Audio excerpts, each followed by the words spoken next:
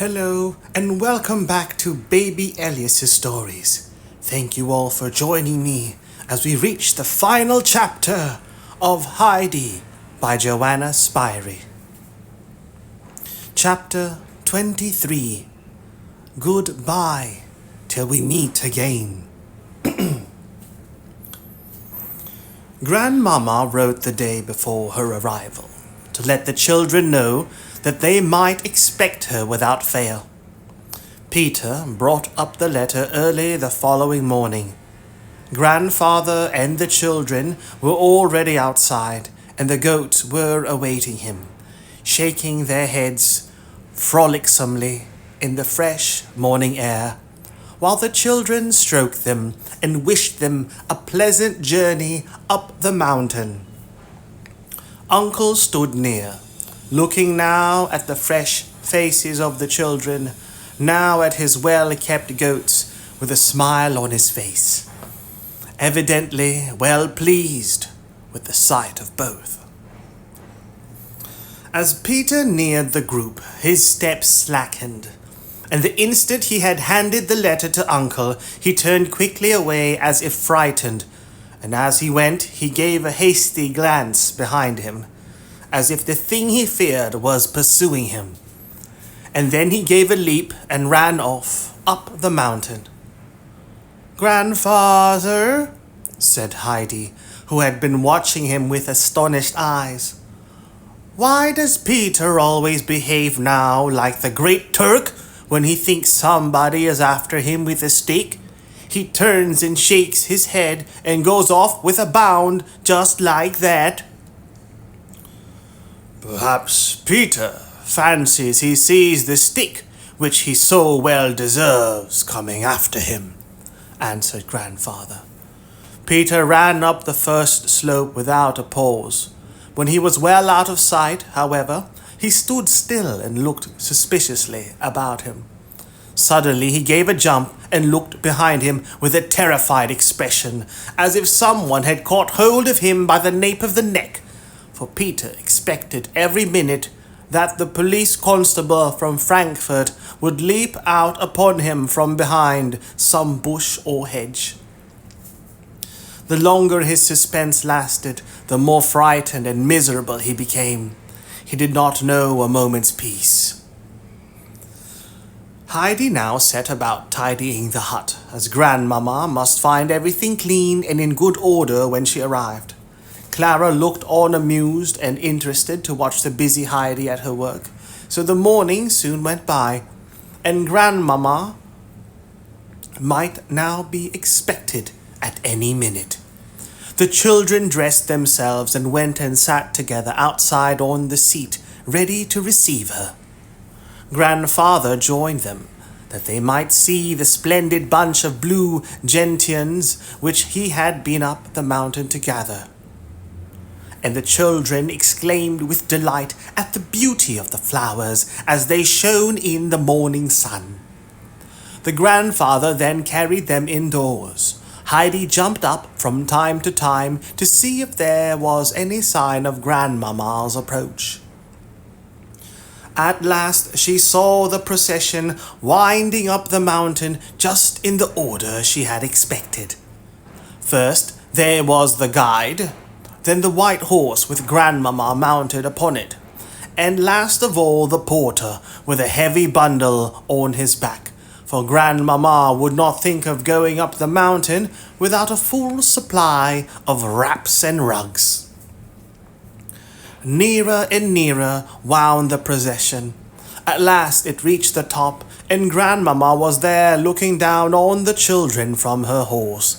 She no sooner saw them, however, sitting side by side, than she began quickly dismounting, as she cried out in a shocked tone of voice, "Why is this? Why are you not lying in your chair, Clara? What are you all thinking about?" But even before she had got close to them, she threw up her hands in astonishment, exclaiming further, "Is it really you, dear child? Why, your cheeks have grown quite round and rosy. I should hardly have known you again." And she was hastening forward to embrace her, when Heidi slipped down from the seat, and Clara, leaning on her shoulder, the two began walking along quite coolly and naturally. Then indeed Grandmamma was surprised, or rather alarmed, for she thought at first that it must be some unheard of proceeding of Heidi's devising.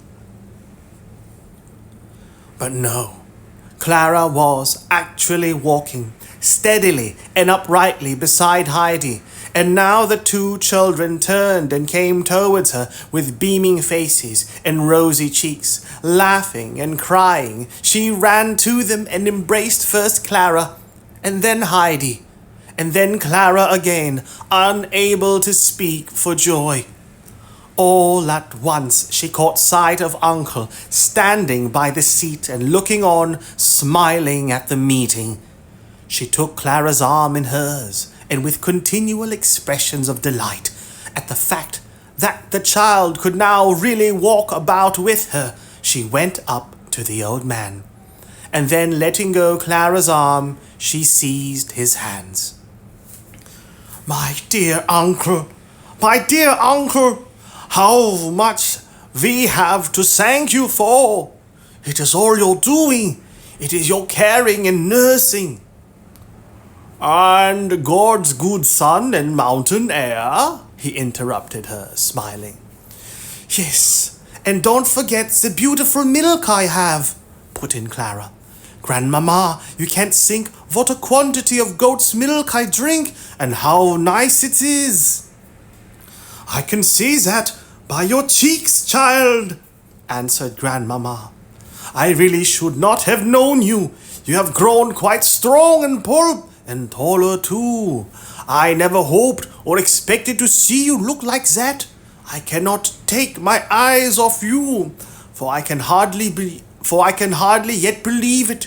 But now I must telegraph without delay to my son in Paris, and tell him he must come here at once.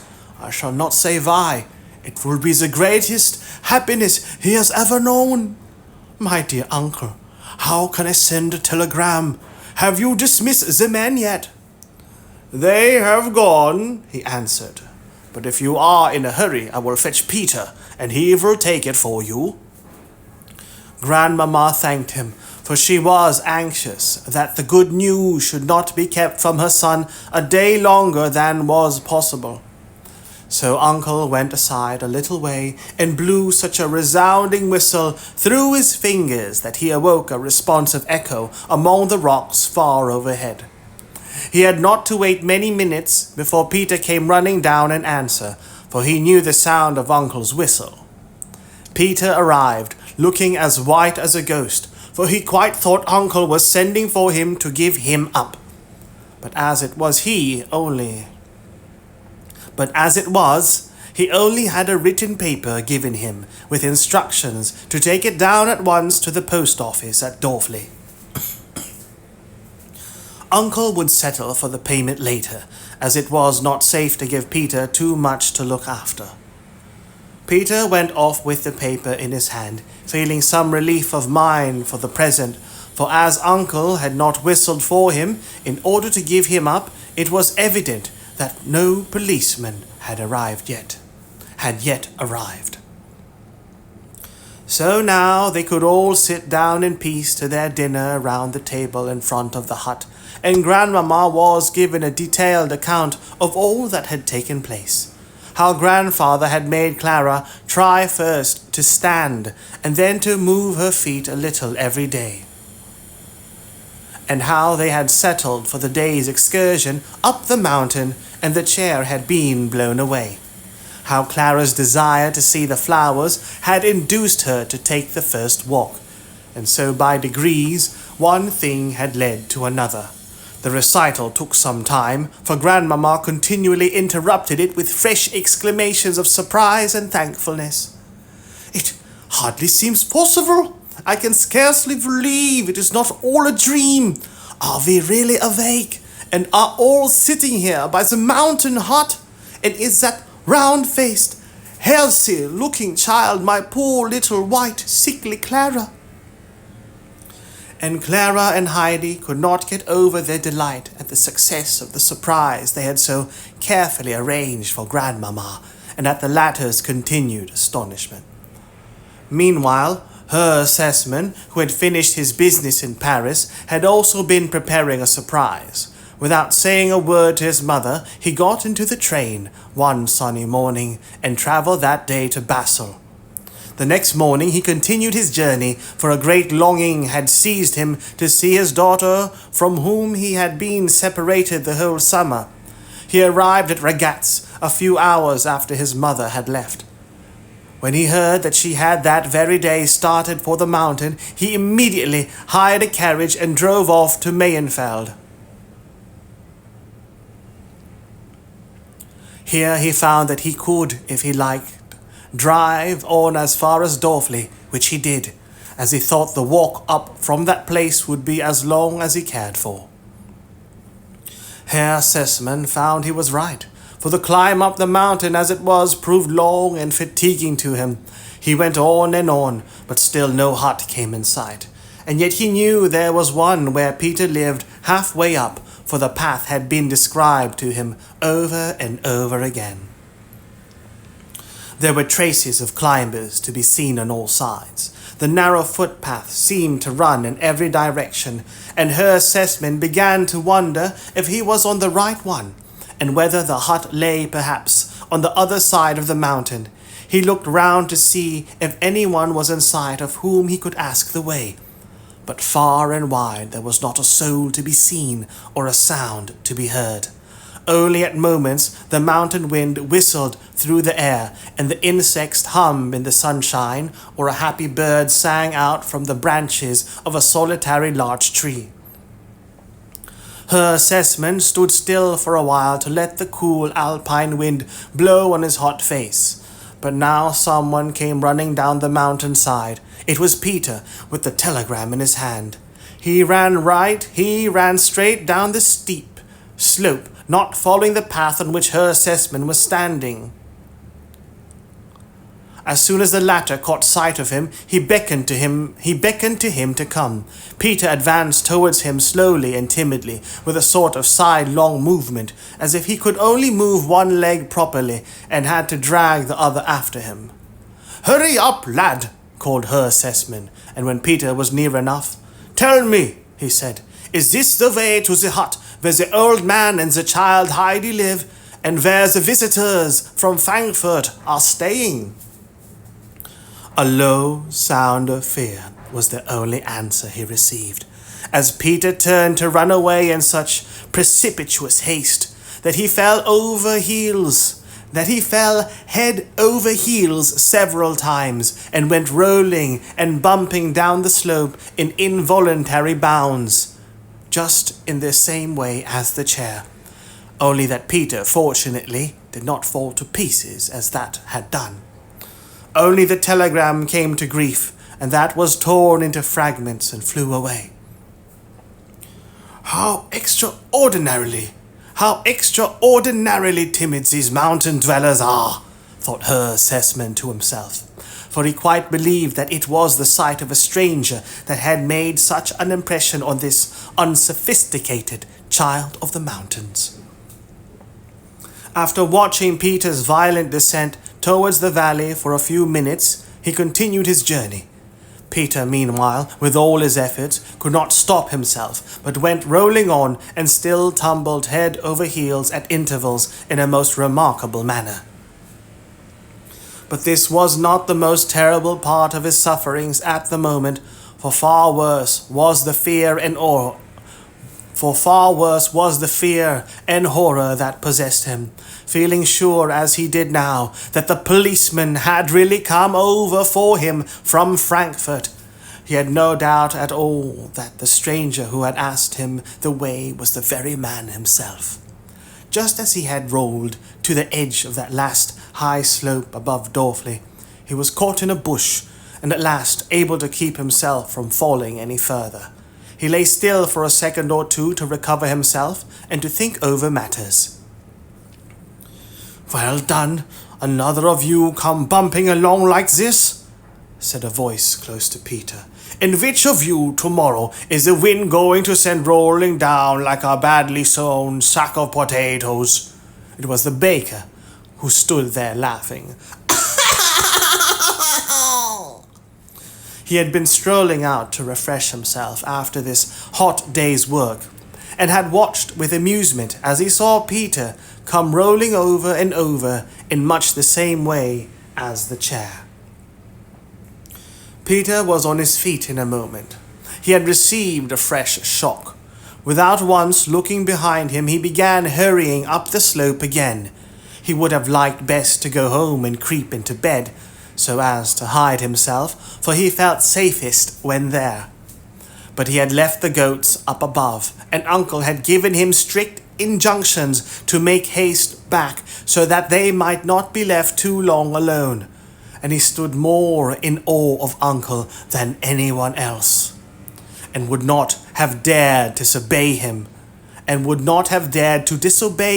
on any account. There was no help for it. He had to go back, and Peter went on groaning and limping. He could run no more, for the anguish of mind he had been through, and the bumping and shaking he had received, were beginning to tell upon him. And so, with lagging steps and groans, he slowly made his way up the mountain.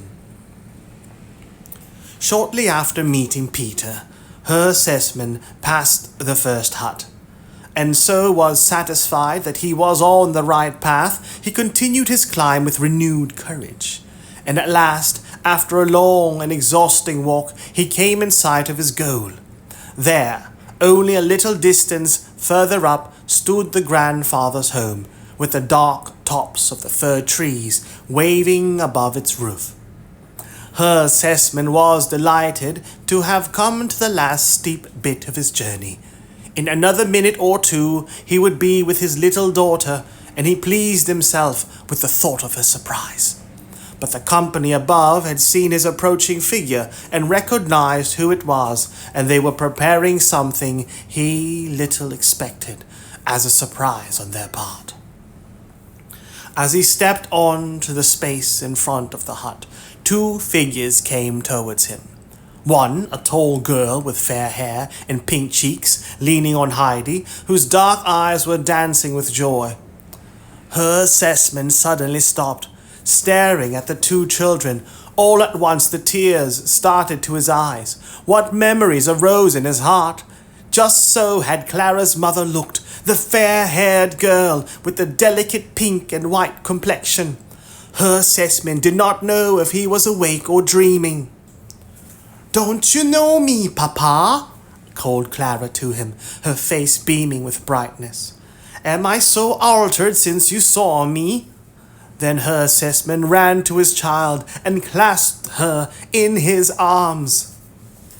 "Yes, you are indeed altered. How is this possible? Is it true what I see?" And the delighted father stepped back to look full at her again, and to make sure that the picture would not vanish before his eyes. "Are you my little Clara? Really, my little Clara?" he kept on saying. Then he clasped her in his arms again, and again put her away from him, that he might look and make sure it was she who stood before him. And now Grandmamma came up, anxious for a sight of her son's happy face. "Well, what do you say now, dear son?" she exclaimed. "You have given us a pleasant surprise, but it is nothing in comparison to what we have prepared for you. You must confess," and she gave her son an affectionate kiss as she spoke. "What now?" she went on. "You must come and pay your respects to Uncle, who is our chief benefactor." "Yes, indeed, and with the little inmate of our own house, our little Heidi too," said Herr Sessman, shaking Heidi by the hand. "Well, are you still well and happy in your mountain home? But I need not ask. No alpine rose could look more blooming. I am glad, child. It is a pleasure to me to see you so." and Heidi looked up with equal pleasure into Herr Sessman's kind face. How good he had always been to her, and that he should find such happiness awaiting him up here on the mountain made her heart beat with gladness. Grandmama now led her son to introduce him to Uncle, and while the two men were shaking hands and Herr Sessman was expressing his heartfelt thanks and boundless astonishment to the old man, Grandmama wandered round to the back to see the old fir trees again. Here, another unexpected sight met her gaze, for there, under the trees where the long branches had left a clear space on the ground, stood a great bush of the most wonderful dark blue gentians, as fresh and shining as if they were growing on the spot. She clasped her hands, enraptured with this beauty. "How exquisite! What a lovely sight!" she exclaimed. "Heidi, dearest child, come here. Is it you who have prepared this pleasure for me? It is perfectly wonderful." The child ran up. No, I did not put them there," said Heidi, "but I know who did. They grow just like that on the mountain, Grandmama. Only if anything, they look more beautiful still," Clara put in. Guess who brought those down today?" And as she spoke, she gave such a pleased smile that the grandmother thought for a moment the child herself must have gathered them, but that was hardly possible. At this moment a slight rustling was heard behind the fir trees. It was Peter, who had just arrived. He had made a long round, having seen from the distance who it was standing beside Uncle in front of the hut, and he was trying to slip by unobserved. But Grandmama had seen and recognized him, and suddenly the thought struck her that it might be Peter who had brought the flowers, and that he was now trying to get away unseen. Feeling shy about it, but she could not let him go off like that. He must have some little reward. "Come along, boy. Come here. Do not be afraid," she called to him. Peter stood still, petrified with fear. After all he had gone through that day, he felt he had no longer any power of resistance left. All he could think was, "It's all up with me now." Every hair of his head stood on end, and he stepped forth from behind the fir trees, his face pale and distorted with terror. "Courage, boy," said Grandmama in her effort to dispel his shyness. "Tell me now, straight out, without hesitation, was it you who did it?" Peter did not lift his eyes, and therefore did not see at what Grandmama was pointing, but he knew that Uncle was standing at the corner of the hut, fixing him with his grey eyes, while beside him stood the most terrible person that Peter could conceive, the police constable from Frankfurt. Quaking in every limb and with trembling lips, he muttered with a low yes. "And what is there dreadful about that?" said Grandmama. Because it is all broken to pieces and no one can put it together again." Peter brought out his words with difficulty, and his knees knocked together so that he could hardly stand. Grandmama went up to Uncle. "Is that poor boy little out of his mind?" she said sympathizingly. "Not in the least," Uncle assured her. "It is only that he was the wind that sent the chair rolling down the slope, and he is expecting his well-deserved punishment." Grandmama found this hard to believe, for in her opinion Peter did not look an entirely bad boy, nor could he have any reason for destroying such a necessary thing as the chair. But Uncle had only given expression to the suspicion that he had from the moment the accident happened. The angry looks which Peter had from the beginning cast at Clara, and the other signs of his dislike to what had been taking place on the mountain had not escaped Uncle's eye. Putting two and two together, he had come to the right conclusion as to the cause of the disaster. He therefore spoke without hesitation when he accused Peter. The lady broke into lively expostulations on hearing this. No, no, dear uncle, we will not punish the poor boy any further. One must be fair to him. Here are all these strangers from Frankfurt who come and carry Heidi away. Heidi, his one sole possession, and a possession well worth having too. And he is left to sit alone day after day for weeks with nothing to do but brood over his wrongs. No, let us be fair to him. His anger got the upper hand and drove him an act of revenge, a foolish one, I own. But then we all behave foolishly when we are angry. And saying this, she went back to Peter, who still stood frightened and trembling. She sat down on the seat under the fir trees and called him to her kindly. Come here, boy, and stand in front of me, for I have something to say to you. Leave off shaking and trembling, for I want you to listen to me. You sent the chair rolling down the mountain, so that it was broken to pieces. That was a very wrong thing to do, as you yourself knew very well at the time, and you also knew that you deserved to be punished for it.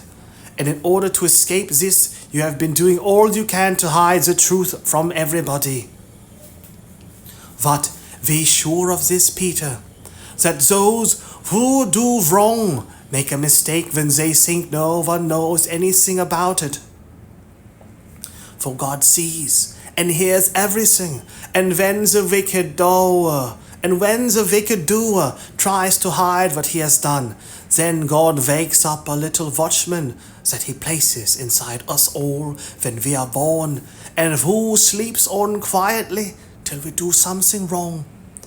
And the little watchman has a small goad in his hand, and when he wakes up, he keeps on pricking us with it, so that we have not a moment's peace. And the watchman torments us still further, for he keeps on calling out, Now you will be found out. Now they will drag you off to punishment. And so we pass our life in fear and trouble, and never know a moment's happiness or peace. Have you not felt something like that lately, Peter? Peter gave a contrite nod of the head, as one who knew all about it, for Grandmama had described his own feelings exactly.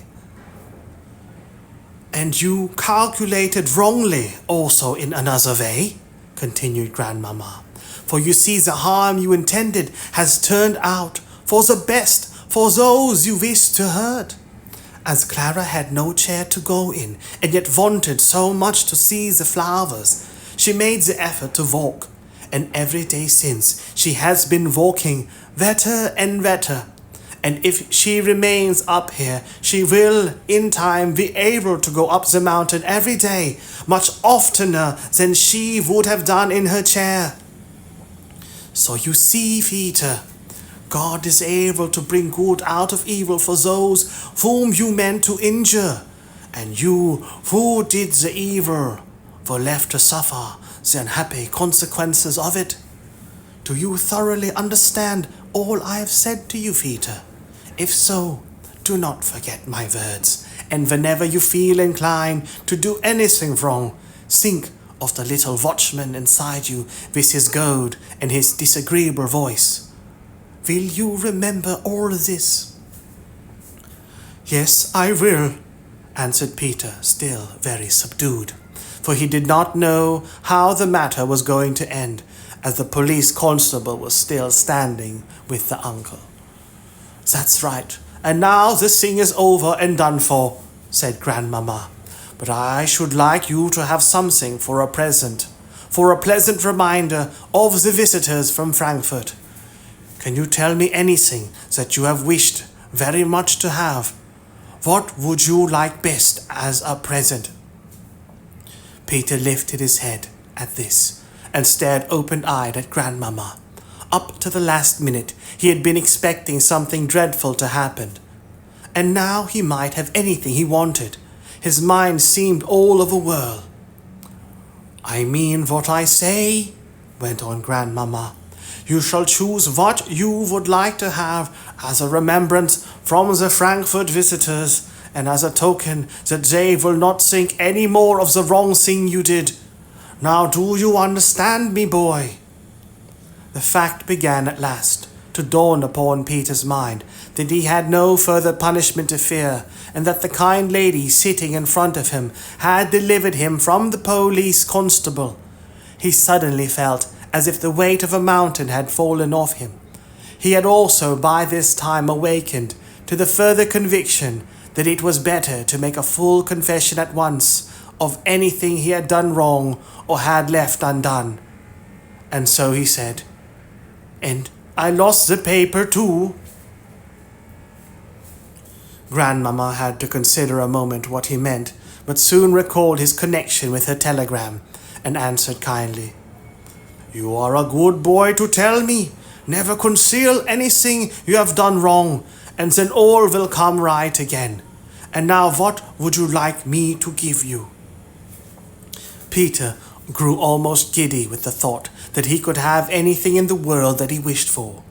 He had a vision of the yearly fair at Mayenfeld, with the glittering stalls and all the lovely things that he had stood gazing at for hours, without a hope of ever possessing one of them, for Peter's purse never held more than a halfpenny, and all these fascinating objects cost double that amount.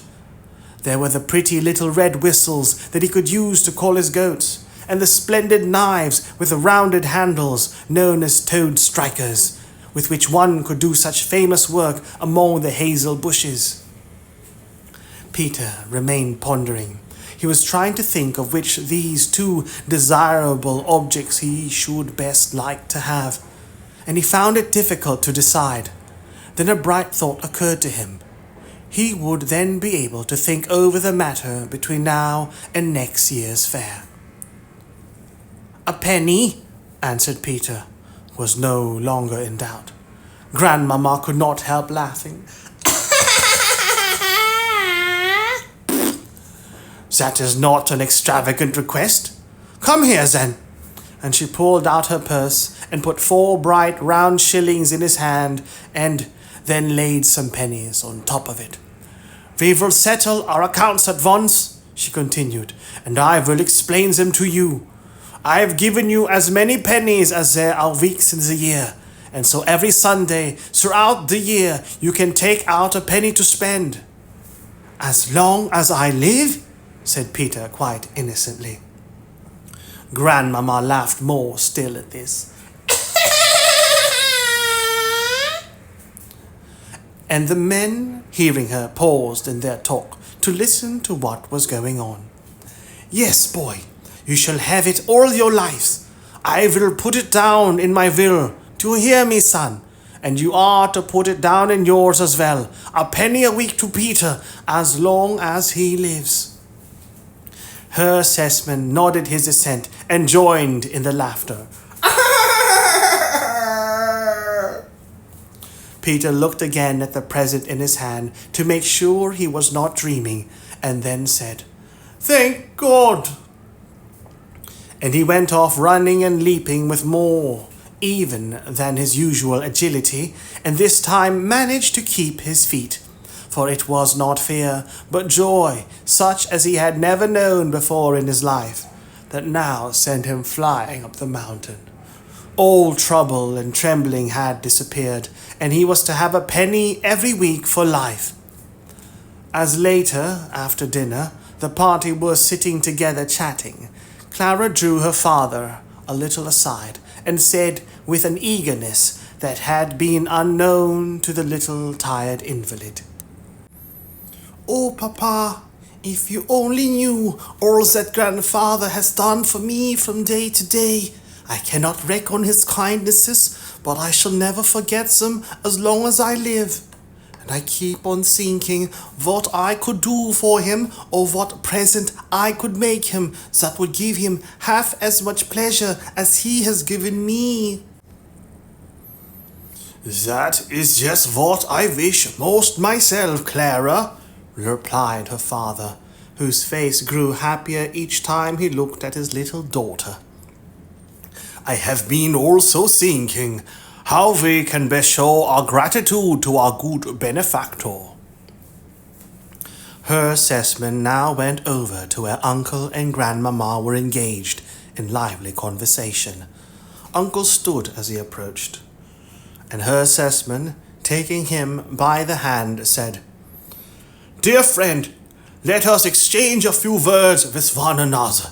You will believe me when I tell you that I have known no real happiness for years past.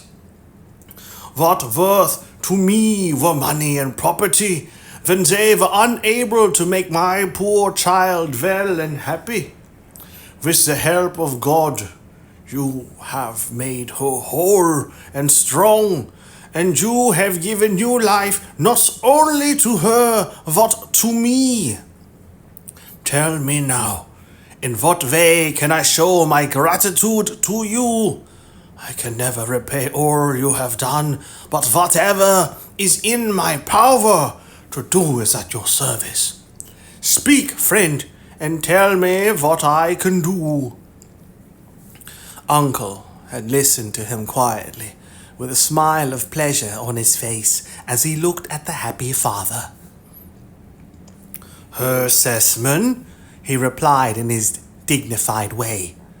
"Believe me that I too have my share in the joy of your daughter's recovery, and my trouble is well repaid by it. I thank you heartily for all you have said, but I have need of nothing. I have enough for myself and the child as long as I live. One wish alone I have, and if that could be satisfied, I should have no further care in life." "Speak, dear friend, and tell me what it is," said her assessment entreatingly. "I am growing old," Uncle went on, "and shall not be here much longer. I have nothing to leave the child when I die. She has no relations, except one person who will always like to make what profit out of her she can. If you could promise me that Heidi shall never have to go and earn her living among strangers, then you would richly reward me for all I have done for your child." "There could never be any question of such a thing as that, my dear friend," said her assessment quickly. "I look upon the child as our own. Ask my mother, my daughter. You may be sure that they will never allow the child to be left in anyone else's care. But if it will make you happier, I give you here my hand upon it. I promise you, Heidi shall never have to go and earn her living among strangers. I will make provisions against this both during my life and after.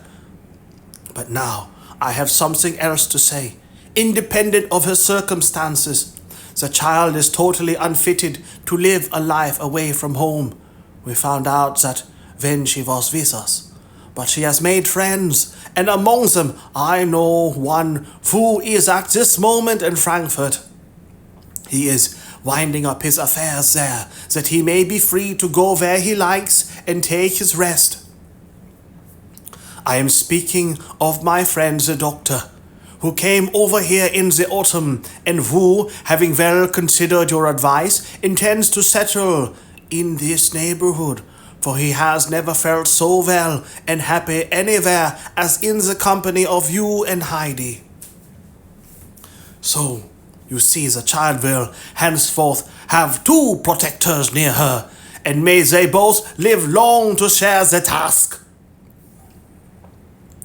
"God grant it indeed may be so," added Grandmama, shaking Uncle's hand warmly as he spoke, to show how sincerely she echoed her son's wish.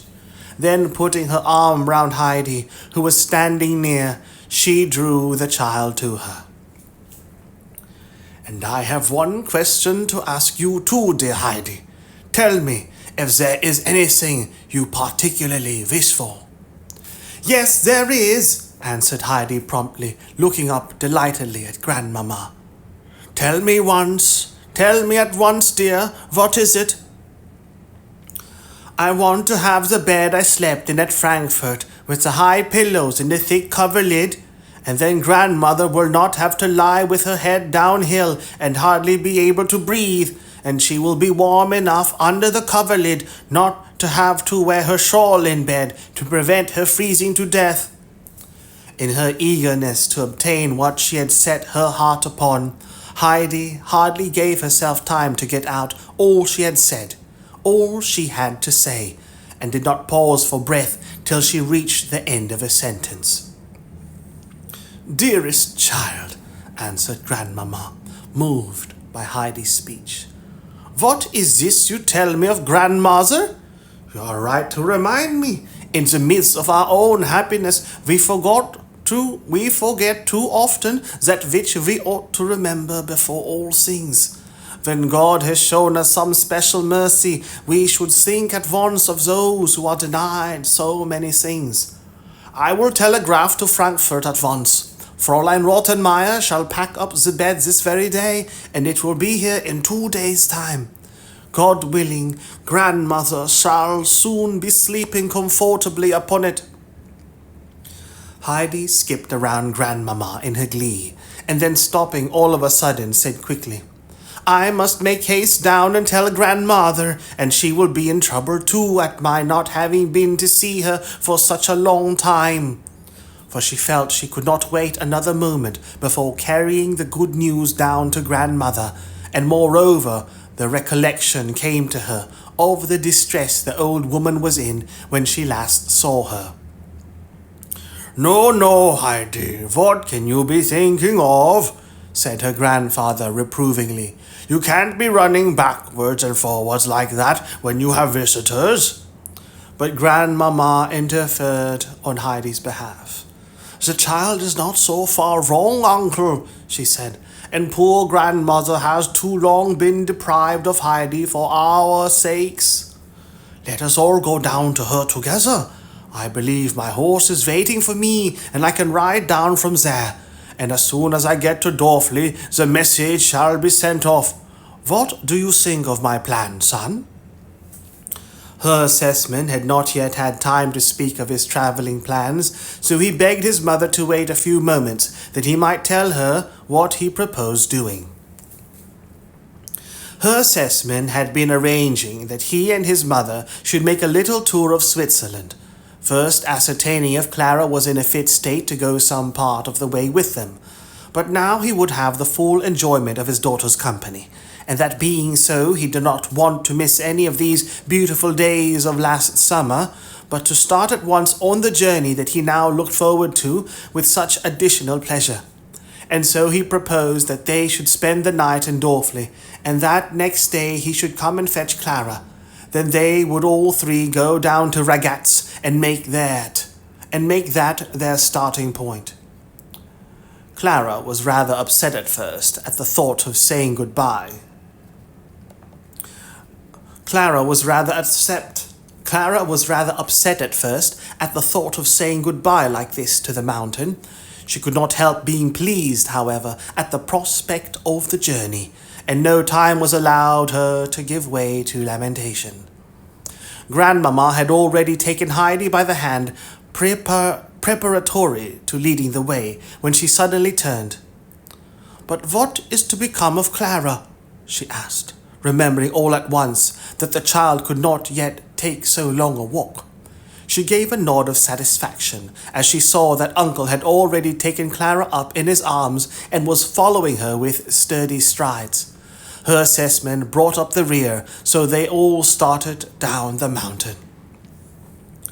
Heidi kept jumping for joy as she and Grandmama walked along side by side, and Grandmama asked all about Grandmother, how she lived, what she did, especially in the winter when it was so cold, and Heidi gave her a minute account of everything, for she knew all that went on at Grandmother's, and told her how Grandmother sat crouching in her corner and trembling with cold. She was able to give her exact particulars of what grandmother had and had not to eat. Grandmama listened with interest and sympathy until they came to grandmother's. Brigitta was just hanging out Peter's second shirt in the sun so that he might have it ready to put on when he had worn the other long enough. As soon as she saw the company approaching, she rushed indoors. "The whole party of them are just going past, Mother, evidently all returning home again," she informed the old woman. "Uncle is with them, carrying the sick child." "Alas, is it really to be so then?" sighed the grandmother. "And you saw Heidi with them? Then they are taking her away. If only she could come and put her hand in mine again. If I could but hear her voice once more." At this moment, the door flew open, and Heidi sprang across to the corner and threw her arms round grandmother. "Grandmother, grandmother, my bed is to be sent from Frankfurt with all the 3 pillows and the thick cover lid. Grandmama says it will be here in 2 days. Heidi could not get out her words quickly enough, for she was impatient to see grandmother's great joy at the news. The latter smiled, but said, a little sadly, "She must indeed be a good, kind lady, and I ought to be glad to think she is taking you with her, but I shall not outlive it long." "What is this I hear? Who has been telling my good grandmother such tales?" exclaimed a kindly voice, and grandmother felt her hand taken and warmly pressed, for grandmama had followed Heidi in and heard all that was said. No, there is no sort of such a thing. Heidi is going to stay with you and make you happy. We want to see her again, but we shall come to her. We hope to pay a visit to the Arm every year, for we have good cause to offer up especial thanks to God upon this spot where so great a miracle has been wrought upon our child. And now the grandmother's face was lighted up with genuine happiness, and she pressed Frau Sessman's hand over and over again, unable to speak her thanks, while 2 large tears of joy rolled down her aged cheeks. And Heidi saw the glad change come over grandmother's face, and she too now was entirely happy. She clung to the old woman, saying, "Hasn't it all come about, grandmother, just like the hymn I read to you last time? Isn't the bed from Frankfurt sent to make you well?" "Yes, Heidi, and many, many other good things too, which God has sent me," said the grandmother, deeply moved. "I do not think it possible that there were so many kind people ready to trouble themselves about a poor old woman and to do so much for her. Nothing strengthens our belief in a kind Heavenly Father who never forgets even the least of his creatures so much as to know that there are such people, full of goodness and pity for a poor useless creature such as I am." "My good grandmother," said Frau Sessman, interrupting her, "we are all equally poor and helpless in the eyes of God, and all have equal needs that he should not forget us. But now we must say goodbye, but only till we meet again. For when we pay our next year's visits to the Arm, you will be the first person we shall come and see. Meanwhile, we shall not forget you." And Frau Sessman took grandmother's hand again and shook it in farewell. But grandmother would not let her off even then without more words of gratitude, and without calling down on her benefactress and all belonging to her every blessing that God had to bestow. At last, Herr Sessman and his mother were able to continue their journey downwards, while Uncle carried Clara back home, with Heidi beside him, so full of joy of what was coming for grandmother that every step was a jump. But there were many tears shed the following morning by the departing Clara, who wept to say goodbye to the beautiful mountain home, where she had been happier than ever in her life before. Heidi did her best to comfort her. "Summer will be here again in no time," she said, "and then you will come again, and it will be nicer still, for you will be able to walk about from the beginning. We can then go out every day with the goats up to where the flowers grow and enjoy ourselves from the moment you arrive." Her assessment had come as arranged to fetch his little daughter away, and was just now standing and talking with Uncle, for they had much to say to one another. Clara felt somewhat consoled by Heidi's words, and wiped away her tears. "Be sure you say goodbye for me to Peter and the goats, and especially to little Swan. I wish I could give little Swan a present, for she has helped so much to make me strong." "Well, you can if you like," replied Heidi. "Send her a little salt. You know how she likes to lick some out of grandfather's hand when she comes home at night." Clara was delighted at this idea. "Oh, then I shall send 100 pounds of salt from Frankfurt, for I want her to have something as a remembrance of me." Her assessment now beckoned to the children as it was time to be off. Grandmamma's white horse had been brought up for Clara, as she was no longer obliged to be carried in a chair. Heidi ran to the far edge of the slope and continued to wave her hand to Clara until the last glimpse of horse and rider had disappeared. And now the bed has arrived, and grandmother is sleeping so soundly all night that she is sure to grow stronger. Grandmamma, moreover, has not forgotten how cold the winter is on the mountain. She has sent a large parcel of warm clothing of every description, so that grandmother can wrap herself round and round, and will certainly not tremble with cold now as she sits in her corner. There is a great deal of building going on at Dorfli. The doctor has arrived, and for the present is occupying his old quarters. His friends have advised him to buy the old house that Uncle and Heidi live in during the winter, which had evidently, judging from the height of the rooms and the magnificent stove, with its artistically painted tiles, been a fine gentleman's place at one time. The doctor is having this part of the whole house rebuilt for himself, the other part being repaired for Uncle and Heidi, for the doctor is aware that Uncle is a man of independent spirit, who likes to have a house to himself. Quite at the back, a warm and well-walled stall is being put up for the 2 goats, and there they will pass their winter in comfort. The doctor and Uncle are becoming better friends every day, and as they walk about the new buildings to see how they are getting on, their thoughts continually turn to Heidi, for the chief pleasure to each in connection with the house is that they will have the light-hearted little child with them. "Dear friend," said the doctor, on one of these occasions as they were standing together, "you will see this matter in the same light as I do, I am sure.